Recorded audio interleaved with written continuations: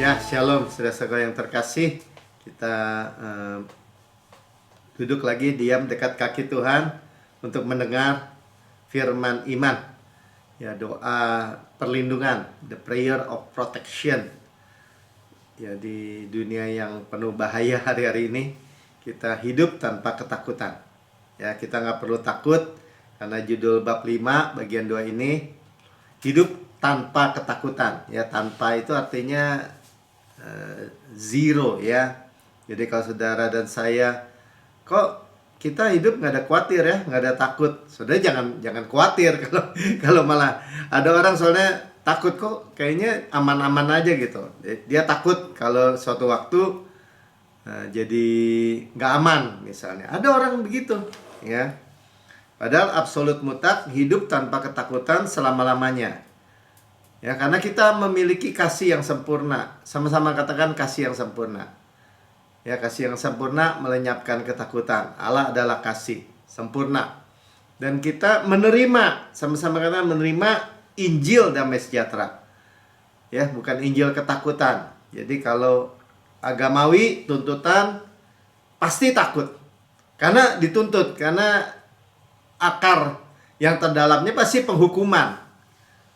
Nah, kalau udah penghukuman pasti ketakutan. Nah, kalau udah takut, stres, khawatir, gelisah, depresi, itu akarnya kita tahu semua. Nah, yang muncul di permukaan jadi sakit, penyakit, ya, kecelakaan, wabah, kemiskinan, keburukan-keburukan. Jadi hidup tanpa ketakutan jadi utama juga ya. Kita jangan sia-siakan. Ada orang semakin banyak umurnya, kalau yang saya tahu ya karena bergaul juga dengan orang-orang yang umurnya udah banyak, yang ngomonginnya selalu penyakit misalnya, terus ahli deh tentang wabah, tentang kelemahan ini, kelemahan itu, khawatir. Ada suatu ketika saya lihat orang, wah kalau tidur itu, kalau udah tua tidur tuh harus miring ke kiri.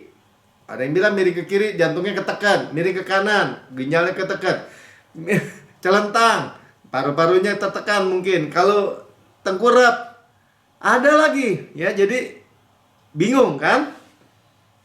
Nah, itu membuat kita sekarang sadar ya bahwa apa yang kita dengar itu penting.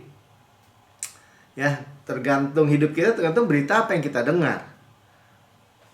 Nah, kalau tubuh kita juga, karena tubuh fana ini kan korosi. Tapi kalau kita dengar di dalam roh kehidupan, ya yang kita dengar dimudahkan lagi, bukan tua, keriput, ya, penderitaan. Ada orang bilang, wah penderitaan itu anugerah. Maksa-maksa itu ya, pendeta besar saya dengar, ya. Jadi seolah-olah kalau kita percaya, oh kita sehat-sehat saja, baik-baik saja, dilindungi, dipelihara, oh itu bukan Injil katanya. Wah, ngeri juga ya, saya bilang ya, bisa berpikirnya sampai ke situ. Padahal sebaliknya, ya. Dan kita sudah ada di tempat, di ruang atas, in the secret place, ya, di ruang rahasia Tuhan. Ya, ada Pastor Pim pernah bilangnya betapa frustasinya kalau kita sudah ada di sebuah rumah, tapi kita cari-cari lagi tuh posisi yang sudah itu. Ya, padahal kita sudah ada di dalam posisi yang super aman, saudara. Kita udah terima kasih yang sempurna tadi saya katakan. Ya, kita nggak perlu takut karena sudah terima warisan damai sejahtera. Nah, ini kalau kita nggak terus mendengar, terus makan buah pohon kehidupan ini, ya dunia ini mengembangkan ketakutan. Ya, iblis juga tahu ya bahwa penghukuman kan akar yang terdalam. Jadi dia mencoba mendakwa, menghukum, ya akan membuat takut, khawatir, sehingga di permukaannya dalam kehidupan orang percaya bahkan bisa rusak. Nah, itu kita nggak mau ya. Jadi kita mulai lagi review dikit Mazmur 91 ayat 5 dan 6 ini ya. Firman-Nya bilang ini, engkau tak usah takut terhadap kedahsyatan malam dan terhadap panah yang terbang di waktu siang. Jadi kalau Tuhan bilang tidak usah takut, artinya ya tidak usah takut. Fear not. Artinya ya nggak usah takut. Hidup tanpa ketakutan. Nah, kedahsyatan malam, panah terbang di waktu siang ini bicara terhadap musuh. Musuh-musuh mana? Ya lewat orang juga, lewat siapapun. Ya mencoba memberikan fitnahan atau panah-panah yang jahat, tuduhan, dakwaan. Ya kedahsyatan malam juga bicara orang Kristen masih bicara misalnya dihipnotis, ntar apalagi disantet, dikirim guna-guna. Nggak ada urusan, saudara. Ya kita nggak perlu takut, kita aman di dalam Yesus. Sama-sama kata, saya aman di dalam Yesus. Ya dari awal ayat pertama kan kita in the secret place of the Lord's Most High. Ya di dalam tempat rahasia Tuhan Maha Tinggi. Ya, bermalam dalam naungan yang Maha Kuasa dan seterusnya. Ya ayat berikutnya 6, terhadap penyakit sampar yang berjalan di waktu gelap, terhadap penyakit menular yang mengamuk di waktu petang. Artinya di segala waktu, mau sampar, mau wabah, mau pandemi, penyakit menular. Nah banyak orang mulai lagi kan mengembangkan ketakutan karena muncul lagi dunia sediakan versi-versi baru, kreasi-kreasi baru ketakutan. Ya saya juga pernah cerita ya, waktu lahir bayi itu sebenarnya nggak punya rasa takut. Ya bahkan kalau orang bilang secara ilmiah hanya 2, suara keras dengan takut jatuh gitu. Cuma 2, tapi dalam perkembangannya, dalam perjalanan hidupnya manusia itu mengembangkan ribuan jenis ketakutan. Ya, makanya semakin banyak umurnya secara alamiah makin sadar dosa, makin ketakutan. Ya, takut ini, takut itu, takut ini, takut ini. Jadi informasinya udah banyak dan informasinya kan dunia. Ya, nanti makanya muncul penyakit-penyakitnya. Kenapa orang tua dibilang jadi lemah, lututnya jadi lemah, jadi sakit. Belum lagi nanti dengar, wah ada monkeypox katanya apa tuh, cacar monyet. Mulai mengembangkan versi-versi baru. Ya dulu kita nggak pernah dengar, autoimun ya misalnya. Autis, overthinking, nggak pernah dengar tuh. Nanti ya penyakit-penyakit yang kita nggak pernah dengar. Ada orang lagi jual rumah, bicara soal, wah itu ada sesar Lembang tuh di dekat rumah Pak Melki katanya. Oh enggak Bu, karena ada saya, kesejahteraan saya itu dari Tuhan. Karena itu daerah saya sejahtera. Kita harus bukannya nyombong begitu, bukan saudara. Karena kita anak Tuhan. Ya kan kalau kita punya anak aja, kalau dia naik sepeda mau menuju got gitu, mau jatuh, ya pasti kita harus berhentiin. Ya enggak? Mega trust gempa besar. Belum lagi kalau di kantor manajemen konflik. Wah, diadu di sana sini. Supaya apa? Supaya orang stres. Nah, dianggapnya stres itu yang membuat orang bergerak aktif. Padahal kita aktif bergerak digerakkan oleh Roh Kudus. Roh damai sejahtera, roh sukacita. Amin. Itu akan berbeda sekali. Kesadaran itu akan membuat kita benar-benar berbeda. Kita nggak perlu takut. Ya dikatakan mau malam, mau siang, mau gelap, mau petang, 24 jam sehari, 7 hari seminggu, selama-lamanya continue berkelanjutan. Amin. Dari semua pekerjaan iblis, musuh, setan, apapun bentuknya, dan wabah, ya penyakit termasuk pasti di dalamnya kan, wabah, pandemi, tadi cacar monyet, COVID-19 atau apapun juga. Amin. Ya kita dipimpin oleh damai sejahtera, Allah sumber damai sejahtera disebutnya. Amin. Ya Yehova Shalom. Ya Yahweh Shalom, damai sejahtera. Yesus ada pribadi Shalom. Jadi damai sejahtera kita harusnya semakin meningkat juga di dalam tuntunan Roh Kudus. Kita nggak perlu takut. Kenapa? Kita ditempatkan di waktu yang tepat, right time, right place. Kita dibilang rest, tenang. Jadi ini supranatural, saudara. Ya, jadi bahkan bukannya ini keputusannya lu damai sejahtera nggak? Bukan damai sejahtera nggak? Kita selalu damai sejahtera. Tapi kalau damai sejahtera itu menurun, kita tahu bukan. Ya, kemungkinan bukan dari Tuhan. Nah, kita lanjutkan ya kisahnya Gideon. Dia berhadapan dengan bangsa Israel, orang Midian. Orang Israel tuh punya masalah musuh hanya kalau mereka jadi nyembah berhala lah, nyembah Tuhannya orang lain lah. Ya, jadi mereka sendiri yang membalikan badan dari Tuhan gitu, meninggalkan Tuhan di perjanjian lama. Kalau kita nggak bisa, Tuhan nggak bisa meninggalkan kita, tidak bisa melupakan kita. Karena itu firman-Nya. Amin. Ya, kita lihat kisah Gideon ini sungguh-sungguh ketakutan dia. Mengirik gandum di tempat pemerasan anggur, sembunyi. Karena Midian itu seperti belalang. Dia makan semua. Ya, daunnya, batangnya, rantingnya, batangnya, akarnya. Jadi benar-benar hidup miskin itu orang Israel. Jadi kita tahu ya, musuh itu ngambil sampai jadi orang bahkan ya orang percaya sayangnya. Sakit-sakitan, miskin, dihabisin gitu. Tapi Tuhan nggak diamin aja ya, dia bangkitkan Gideon. Hakim ya, coba lihat Hakim 6:13 dulu. Jawab Gideon kepadanya, Tuanku, jika engkau menyertai kami, mengapa semuanya ini menimpa kami? Dia ngomel sana sini ya, dia pikir Tuhan yang ninggalin. Padahal mereka yang menepis perlindungan Tuhan. Ya, seperti orang yang saya keluar tuh dari tanah Mesir.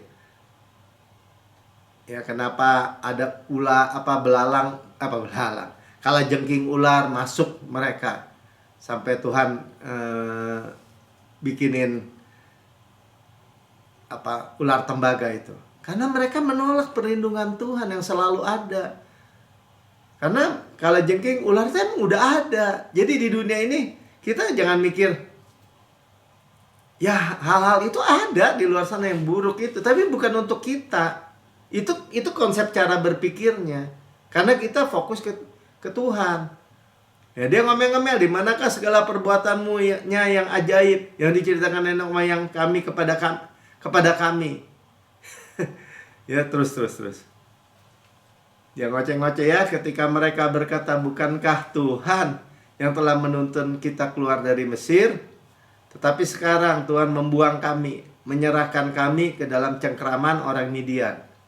Nggak diladenin sama Tuhan. Tuhan itu kemudian menanggapinya dengan tegas. Ya, kadang-kadang ada orang jadi berpikirnya gitu tuh. Ngomel-ngomel, ngoceh-ngoceh, dan dia pikir ya ini Tuhan. Tuhan yang izinkan, Tuhan yang kasih.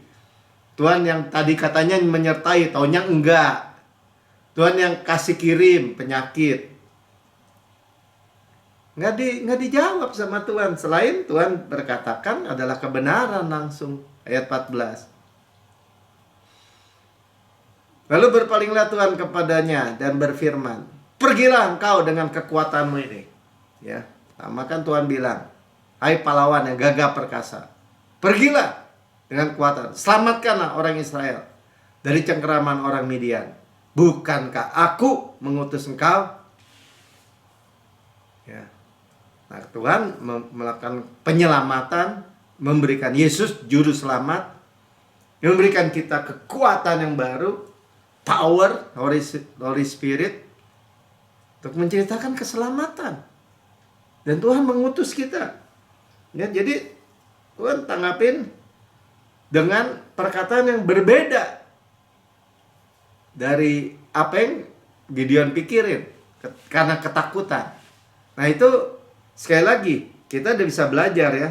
Kenapa orang Kristen juga mengalami hal-hal yang sama dengan orang-orang dunia Ya kalau mereka berdoa, satu sisi berdoa, minta tolong Tuhan. Tapi satu sisi bilang Tuhan yang kasih.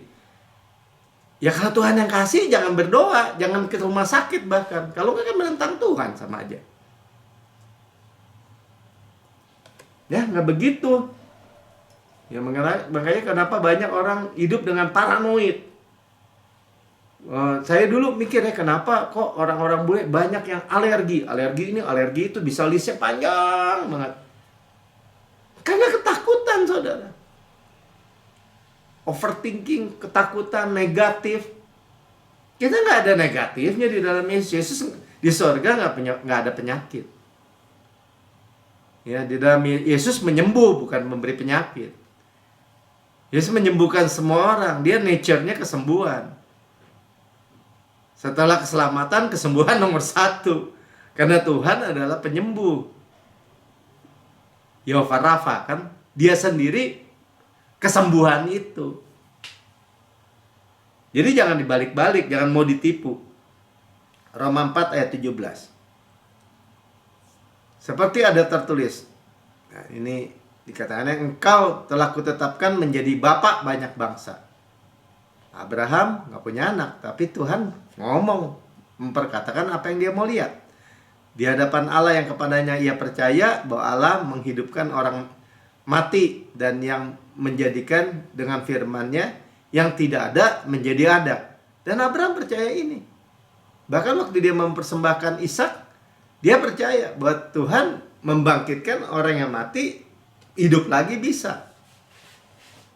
Nah, makanya ya, kita percaya dia menciptakan dengan firman. Yang tidak ada menjadi ada, saudara. Bayangin. Terang jadi. Orang lumpuh, luruskan tangannya.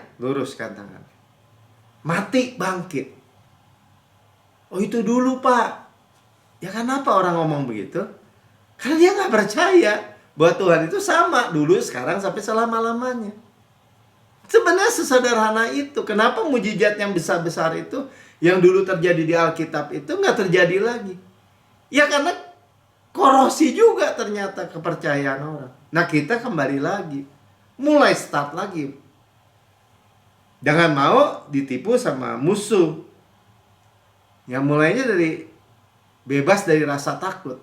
Kalau saudara bilang ini, segala dosa saya sudah diampuni, saya dibenarkan sepenuhnya, saya adalah kebenaran Allah dalam Kristus. Itu posisi saudara. Dan saudara udah gak ada takut-takutnya deh gitu.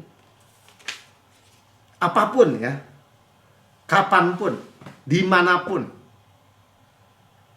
Ya, Gideon masih gak yakin. Nah, ini kita belajar dari kisah Gideon ini, bahwa manusia itu ada nature-nya begitu. Dia lihat apa yang kelihatan, kan? Buktinya kita nih katanya gini, buktinya. Ya, orang bilang gini, ya tapi kan itu kan gara-gara mereka. Ya makanya kita gak mau ninggalin kasih karunia. Caranya gimana? Jangan mengharapkan lagi kebenaran dari hukum Taurat, kebenaran diri, upaya diri. Udah, Pak, berdiri teguh.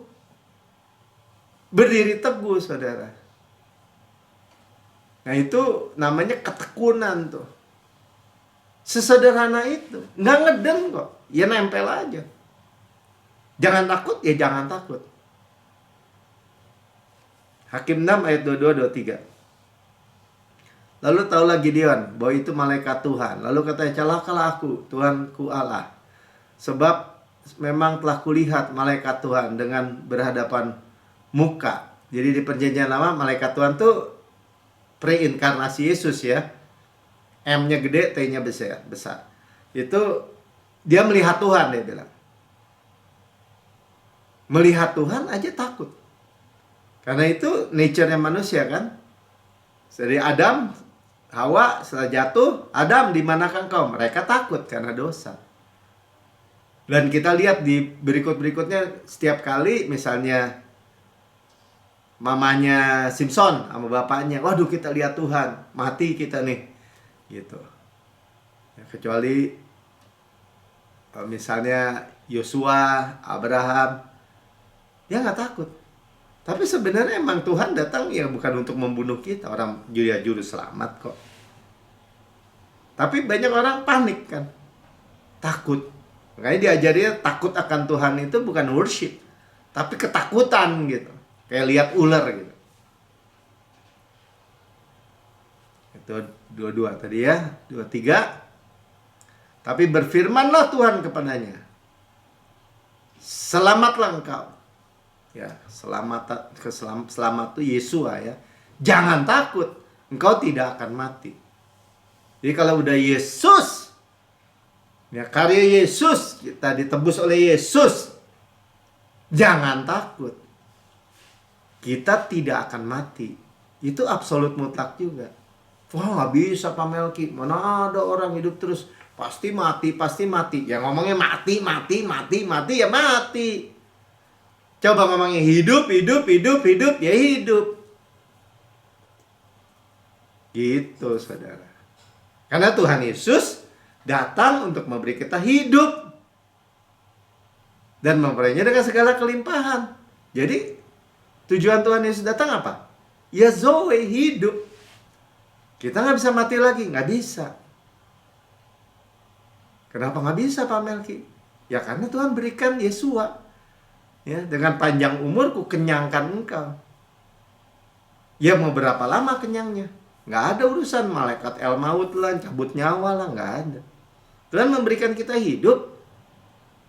Makanya di kekristenan ya kita percaya bukan mati. Meninggal itu adalah merem di bumi, tidur, sleep, melek di surga. Nggak ada masalah. Cuman kita nggak bukan apa ya? Mati aja deh, mati aja. Ada orang kayak hidup putus asa gitu. Nggak bisa. Kita pasti berbuah hidup. Ya. Kan makanya terus kemudian ayat 24, lalu Gideon mendirikan mezbah di sana bagi Tuhan. Worship. Ya, jadi takut akan Tuhan itu worship. Dan menamainya Tuhan itu keselamatan. Yehova Shalom. Sama-sama katakan Yehova Shalom. Amin. Jadi nanti kita lihat ya ayatnya Shalom itu pertama kali muncul di sini. Ya, tidak akan mati. Saudara, Tuhan menerima saya terima damai sejahtera Kristus. Sama-sama katakan saya menerima damai sejahtera Kristus. Saya terima kehidupan. Tidak akan mati. Jadi saudara, sekarang kita tahu ya, yang membuat mati itu, kematian itu adalah ketakutan. Ya. Hukum dosa, hukum maut itu dari ketakutan. Ya, kalau shalom itu peace of mind. Shalom itu bahasa Ibrani ya. Damai di pikiran, kesehatan, kemakmuran, keutuhan, begitu banyak berkat. Nggak ada kematian di situ. Nggak ada penyakit di situ. Ya, nggak ada penderitaan, nggak ada. Wah, bisa Pak Melki, itu harus menderita karena Kristus. Kan ada ayatnya. Ya menderita karena dunia membenci kita aja. Nggak ada urusan seperti itu. Dunia membenci Yesus. Dan itu sangat nggak banding dengan kemuliaan yang kita miliki di dalam Yesus. Tapi kita dibunuh loh, nggak bisa. Saudara, ketika saudara berkata, tidak bisa engkau membunuh saya, nggak bisa. Oh, nggak bisa Pak Melki. Itu semua murid-murid Tuhan Yesus martir. Nggak semua. Yohanes nggak bisa mati. Kenapa?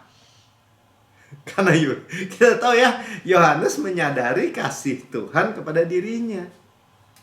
Ya, dia mempraktekkan kasih Tuhan kepada dirinya. Ya kan Petrus juga mati kan? Disalib terbalik. Ya dia ngomong. Kenapa dia mesti ngomong? Ya saya, ya mungkin ya ini sih bayangan saja. Petrus, kamu mau nyangkal Yesus? Ayo sekarang, kalau enggak dibunuh. Disalib. Kata prajurit Romawi. Nyangkal Yesus saya udah nyangkal 3 kali. Saya udah nggak mau nyangkal. Disalib loh. Mati loh. Ya bolehlah, tapi jangan disamain sama Yesus ya, salibnya terbalik. Ya kenapa mesti ngomong gitu? Coba dia bilang, enggak, lu nggak bisa mati, nggak bisa salibin gue. Ya, ada Yesus yang udah disalib dalam diri saya. Saya yakin 1.000.000% gak ada yang bisa menyentuh dia. Kenapa? Waktu Yesus bilang ini, Yesus mau ditangkap, inilah aku. Rebah semua yang nangkap. Kan sesederhana itu. Oh nggak bisa Pak. Buktinya mana? Ya buktinya Yohanes, ayo sangkal Yesus. Nggak mau. Ya kan? Dibunuh loh, digoreng di minyak panas di Kolosium, ditonton ribuan orang, mungkin ratusan ribu, puluhan ribu orang. Oh nggak bisa. Ada yang udah mati buat saya. Saya adalah murid yang paling dikasih Yesus. Nggak bisa kamu bunuh saya. Ya sama aja kan sama Sadrak Mesak Abednego, dibuat 7 kali lebih panas dapur apinya. Kalau ada Yesus bisa mati nggak? Kebakar aja, bau rambut kebakar aja enggak. Coba saudara bayangin, kan sama, bukan sama aja ya, mirip kan.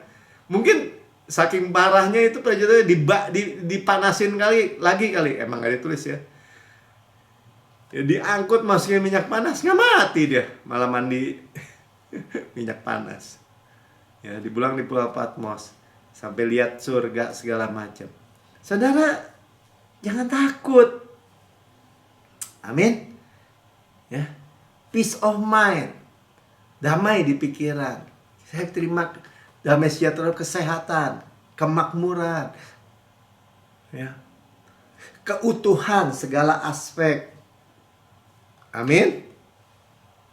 Ya, jadi tidak usah takut terhadap penyakit sampar tuh kan, dia berjalan gelap, cara wabah, virus, COVID, monkeypox.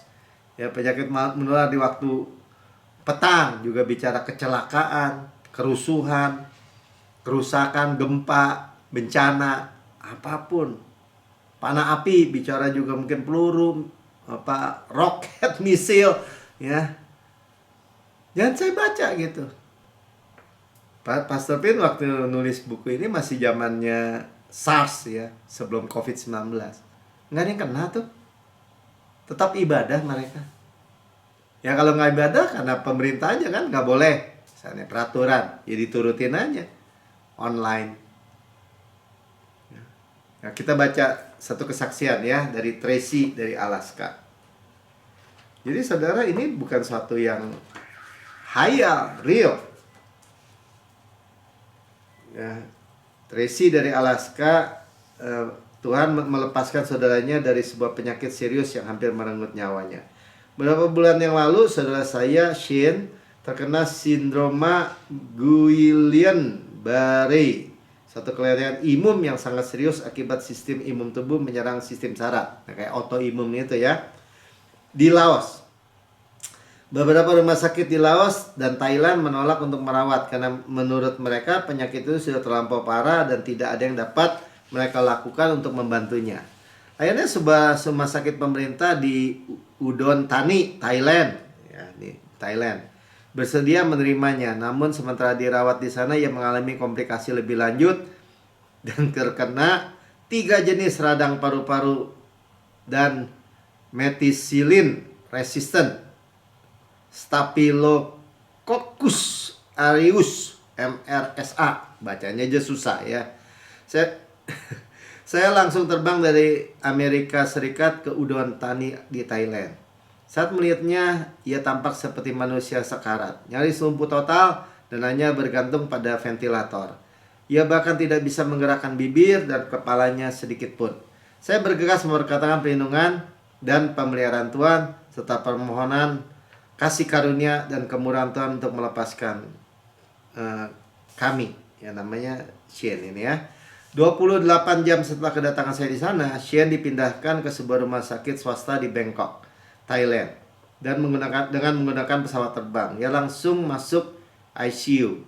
Sehari kemudian ia sudah dapat menggerakkan tangannya. Kondisinya membaik dengan cepat dan membuat seluruh dokter serta staf rumah sakit kaget dan takjub. Saya katakan kepada mereka bahwa mujizat tersebut berasal dari Tuhan. Bahkan saudari ipar saya yang tidak seiman, ya, berarti istrinya Shane ya mungkin, menyaksikan sendiri apa yang sedang Tuhan kerjakan dan ingin mengenal Yesus. Bahkan ia menyerahkan hidupnya untuk Tuhan di rumah sakit itu juga. Selama masa-masa itu ia banyak belajar tentang kasih Tuhan Yesus, sehingga saudara-saudaranya mulai bertanya-tanya, siapa Yesus itu? Pada hari ke-6, Shien dipindahkan dari ICU ke kamar biasa. Kondisinya terus membaik. Bukan perkara mudah, ia harus menderita penyakit parah dan tidak tidur setiap malam, tapi Tuhan menyertainya sepanjang waktu.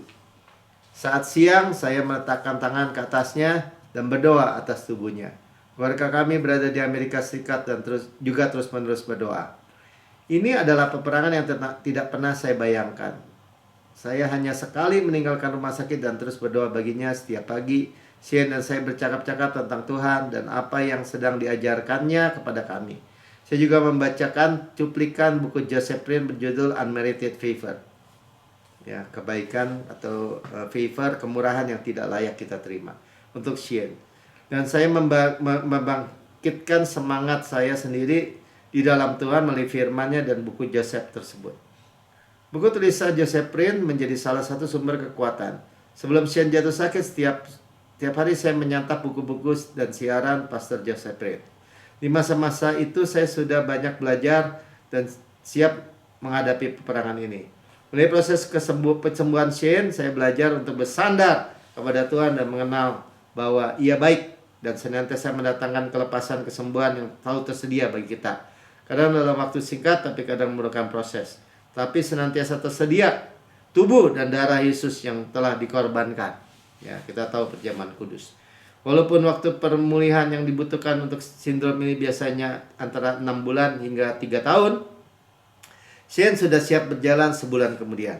4 bulan berikutnya ia sudah dapat menyetir dan dapat mengangkat beban seberat 140 kg. 6 bulan kemudian ia kembali bekerja penuh waktu. Sudah terbebas penuhnya dari depresi. Satu masalah yang sudah lama ia alami, ya, penyakitnya dari depresi itu, lihat.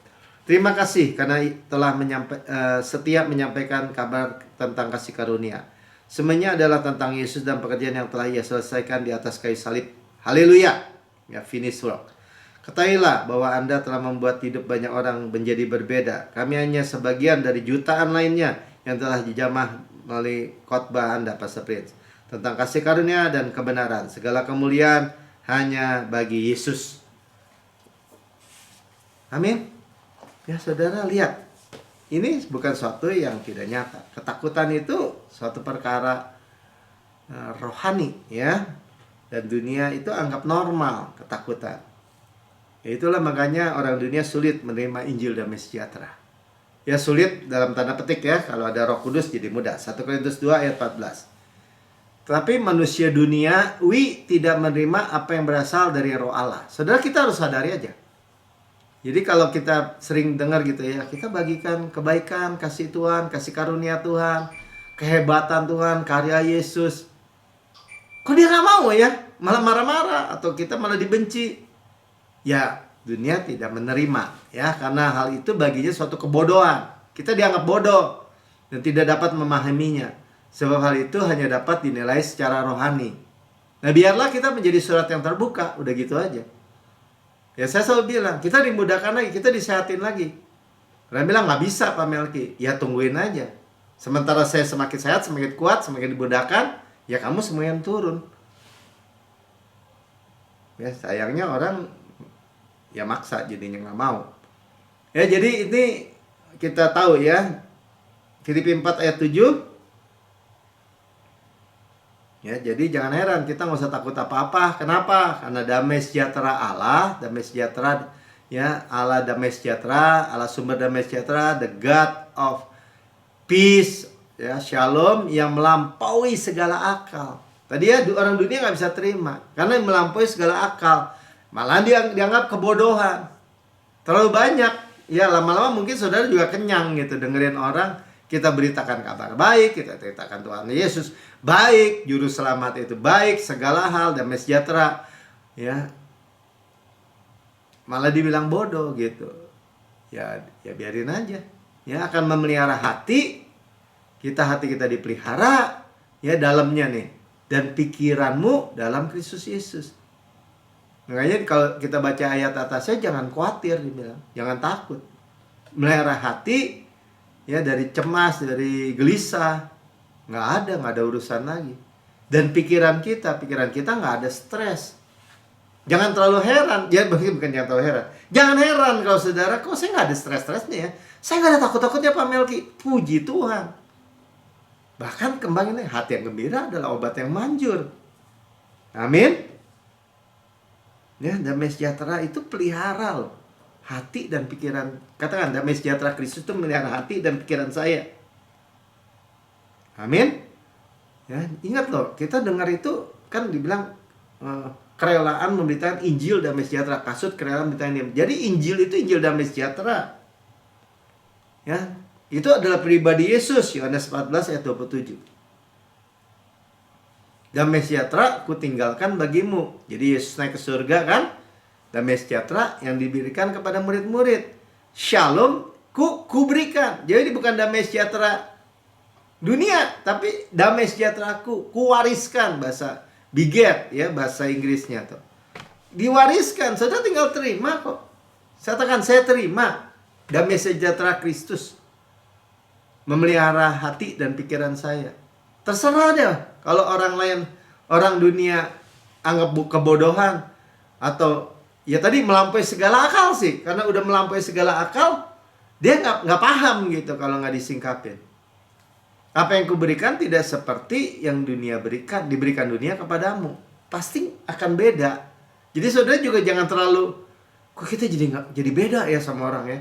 Kok pikiran jadi beda ya. Orang dunia ketakutan, kita nggak takut, malah diejekin. Ya biarin aja.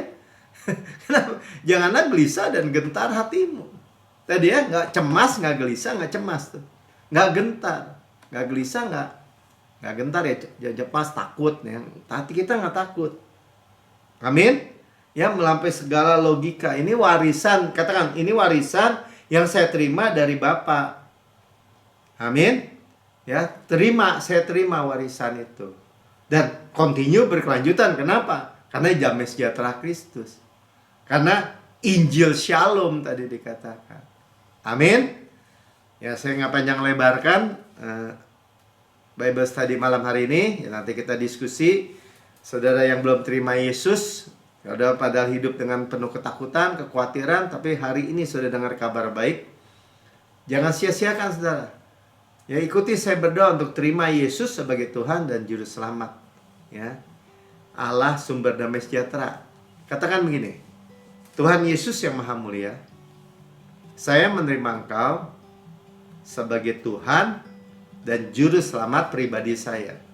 Dengan mulut saya mengaku, dengan hati saya percaya bahwa Engkau telah mati buat semua dosa-dosa saya, dibangkitkan karena pembenaran saya, naik ke surga, duduk di sebelah kanan Allah Bapa, dan mendudukkan saya bersama-sama dengan Yesus di surga.